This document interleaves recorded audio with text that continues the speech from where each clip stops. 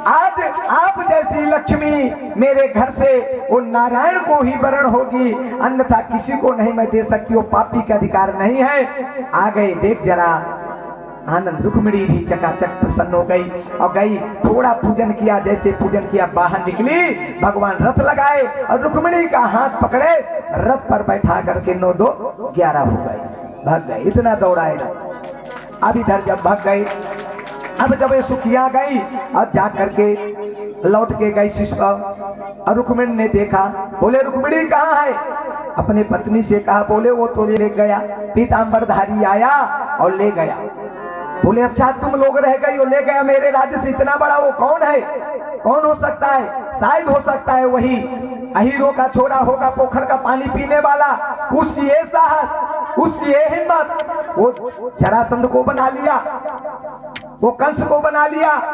अरे मुझे नहीं जानता, मैं कोई साधारण शक्तिशाली राजा नहीं हूं, मैं भी रुक्म हूं। अब मैं उसका पीछा रथ लिया और 2-4 रथ लेकर के दौड़ पड़ा पीछे पीछे। भगवान को ललकारा, भगवान काहे को डरने वाले? भगवान खड़े, रथ थक गए थे, भगवान एक पेड़ के नीचे आराम करने लगे। रुक्मिणी ने कहा प्रभु रुक जाओ, अब रुक गए। अब वो इतने में पहुंच गया। बोले कायर कहीं का डरपोक, चोरी से ले जा रहा है, तेरी हिम्मत। और भगवान की तरफ झटका तो भगवान उतर करके रथ से उसको पकड़ लिए, ऐश्वर्य लीला करके पकड़ करके और रथ के पीछे एक रस्सी से बांध दिया और रथ चला के चले गए। घसीट रहा, रथ के नीचे पीछे घसीटता हुआ चला जा रहा। आगे से बलराम को पता चला कि वो तो रुक्मिणी का हरण करने के लिए गए हैं। दाऊ भैया को पता चला अकेले हैं, वो रुक्मिणी बड़ा शक्तिशाली है, शिशुपाल का मित्र है, वो बहुत भारी सेना है, गलत हो जाएगा। आए रथ सेना सही लेकर के, 2-4 रथ रास्ते में मिले। बोले कहाँ गए थे तुम अकेले, मनमानी करते रहते हो, अब ये कौन है बगल में? बोले इसी के लिए तो दाऊ भैया गया था, अब समझ जाओ ये कौन है बगल में। मैं नारायण, तो ये लक्ष्मी रुक्मिणी है। बोले अच्छा तुम बताए नहीं हो, अकेले ले आए हो, अब बता जाना चाहिए, साथ में ले जाना चाहिए, चोरी चोरी से शादी कर। तो बोले हे दाऊ भैया तुम्हारी तो पहले हो गई और मेरे में तुम मुझे डांट रहे हो, ये गलत बात, ऐसा नहीं। बोले ठीक है कोई बात नहीं, जो कर लिया सो कर लिया। लेकिन ये पीछे कौन है? बोले पीछे जो है ये विवाह, जब शादी होती है, विवाह होती है, पत्नी तो मिलती है पर लेकिन दहेज मिलता है, तो दहेज में मुझे ये मिला है। और सोफा सेट, फ्रिज, कूलर नहीं मिला, दहेज वहाँ ये मिला है, तो दहेज पीछे बांध लिया। बोले अच्छा दहेज को बहुत संभाल के ले जाना चाहिए। बोले नहीं ये दहेज संभालने वाला नहीं है, ये इसी तरह वाला है। भगवान और हास्य किए कि दहेज में मिला, घसीट रहे, वो चिल्ला रहा। अंत में गए भगवान, जाकर उस पापी को छोड़ दिए, खेत दिए, और जब खेत दिए छोड़ दिए और जाकर के पाणी ग्रहण रुक्मिणी के साथ में इस प्रकार से करते हैं और बहुत धूमधाम से भगवान रुक्मिणी का विवाह होता है। अनेक प्रकार की भगवान लीला करते हुए इस प्रकार से जाकर के जब उधर शिशुपाल को पता चलता है कि रुक्मिणी का हरण कर ले गया, तो शिशुपाल भगवान को आकर के अनेक प्रकार से गालियां देता है, चढ़ाई करता है, सब कुछ करता है। तो भगवान ने कहा दे ले गाली जितना देना हो, 100 गाली तुझे माफ, इसके आगे बढ़ जाएगा तो तुझे चकनाचूर कर दूंगा। अभी माफ कर दिया, 100 के बाद उसको लौटा दिया। अब जब नहीं माना और चढ़ाई के ऊपर चढ़ाई करता गया, भगवान को गाली देता गया, तो रुक्मिणी ने कहा बोले इसको क्यों नहीं मार देते हो पापी दुष्ट को? बोले नहीं इसको मैं वरदान दिया था कि 100 गाली, इसके माँ से कह दिया था कि तेरे शिशुपाल को 100 गाली क्षमा, और 100 के आगे बढ़ेगा तो मार दूंगा। जब 100 पूरी हो गई, गिनती गई रुक्मिणी, जैसे 101 गाली दिया तो उसको मार दिए। भगवान शिशुपाल का भी वध कर दिया। करार बिंदेन पदार बिंदम, मुखार बिंदेन बिनवेशयंता, बतस्य पत्रस्य पुटे शयानम, बालम मुकुंदम मनस स्मरामि, गोपाल बालम भुवनेक पालम, संसार माया मत मोह जालम, यशो विशालम शिशुपाल कालम, बालम मुकुंदम मनसा सुनामी।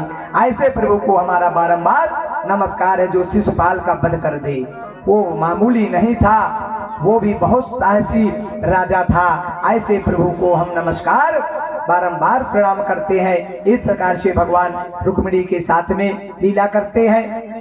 रुक्मिणी के एक पुत्र प्रद्युम्न पैदा होते हैं, बहुत शक्तिशाली होते हैं। लेकिन और आगे भगवान जा करके आगे की लीला करते हैं। अब जा करके आगे की लीला क्या करते हैं, एक सत्राजित नाम के राजा थे। वो बड़े प्रतापी, सत्यवादी, धर्मादी, प्रियवादी थे। वो सूर्य के, नारायण सूर्य के उपासक थे। बहुत संध्या उपासना किया करते थे भगवान सूर्य की। सूर्य प्रसन्न होकर के उस सत्राजित राजा की तपस्या से और उनके एक मणि, इस्मांतक नाम की मणि समर्पित कर दिया। बोले लो राजा, मैं प्रसन्न हूँ और ये मणि को आप रखिए। इस्मांतक नाम की मणि को, वो मणि का काम था 8 भार मन सोना रोज देती थी।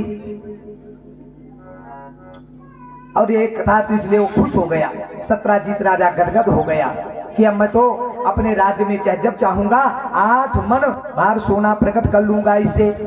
जब ये पता चला, सत्राजित के पास आ गई। भगवान को पता चला, द्वारकाधीश को। तो भगवान के पास जो भगवान के रक्षक थे सब लोग, उन्होंने कहा कि हे प्रभु, अरे आप यहाँ के द्वारकाधीश है, राजा है, और उस सत्राजित को इस मणि की क्या आवश्यकता है?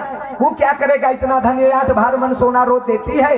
तो आप ऐसा करो, आप उससे ले लो, आपके काम में आएगी। आपको तो पूरा संसार त्रैलोक देखना है, चलाना है, आपके ही बस में है, तो आप ले लीजिए।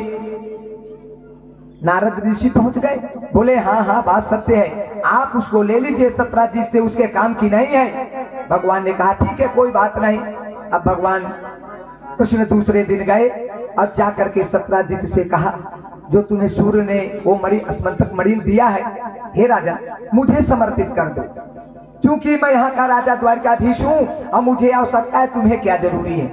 वो सोना देती है। तो उसने मना कर दिया। सत्राजित बोले, मैं तपस्या से, मुझे सूर्य की तपस्या से मिला है, अब मैं नहीं दे सकती, मैं नहीं दूंगा, किसी भी हालत में नहीं दे सकता, कुछ भी करो। मना कर दिया, आज भगवान को मना कर दिया। सत्राजित की बुद्धि विपरीत हो गई, भगवान लौट के चले आए। नारद पहुंचे, बोले क्या हुआ? बोले वो मना कर दिया, वो कह रहा मैं नहीं दूंगा। बोले अच्छा, तो बोले अब क्या किया जाए? बोले ठीक है, ना देने दो, उसकी चीज है। रुक्मिणी ने कहा ठीक है, कोई ना दे, प्राण दो, हे स्वामी, ना दे ना दे, क्यों जबरदस्ती कर रहे हो? बोले ठीक है, कोई बात नहीं। कुछ दिन के बाद संयोग हुआ कि सत्राजित का भाई शत्रुसेन जो है उस मणि को धारण करके गले में और घोड़े पर सवार होकर के शिकार के लिए चल दिया। अब जब गया, अब जंगल में जा रहा मार्ग से, एक सिंह ने देखा, शेर ने देखा, वो मणि चमक रही थी, बड़ी सुंदर मणि थी, स्मंतक मणि, सूर्य की दी हुई सूर्य की तरह प्रकाश कर रही थी, चमक रही थी। तो सिंह लालच में पड़ गया और झपट्टा मारा। सत्राजित के भाई, छोटे भाई के ऊपर झपट्टा मारा और उसको मार डाला और उस मणि को छीन लिया शेर। और राजा वहीं पड़ा हुआ, सत्राजित का भाई मरा पड़ा, घोड़ा भी पड़ा, और वो मणि को लेकर के सिंह चल दिया। इतने में एक गुफा से रीछ देख रहा कि अरे एक आदमी आया, उसके गली की मणि ये सिंह मार करके मुंह में दबा के जा रहा है, ये जरूर कोई काम की चीज। रीछ तो बहुत शक्तिशाली होते। अब गए, जा करके झपट्टा मार करके सिंह से युद्ध करके उस शेर से मणि को रीछ ले लिया और ले करके आया, और उसी गुफा, उसी पर्वत में रहता था। और जा करके उसके एक बेटी थी छोटी सी, उस मणि को दे दिया। उस बेटी का नाम था जामवती। अब उस मणि को लेकर के वो खेलती। अब इधर जब ये हाहाकार मचा, सत्राजित को पता चला कि मेरा भाई मारा गया, जंगल में पड़ा है, और मणि को पहन करके गया था, आकर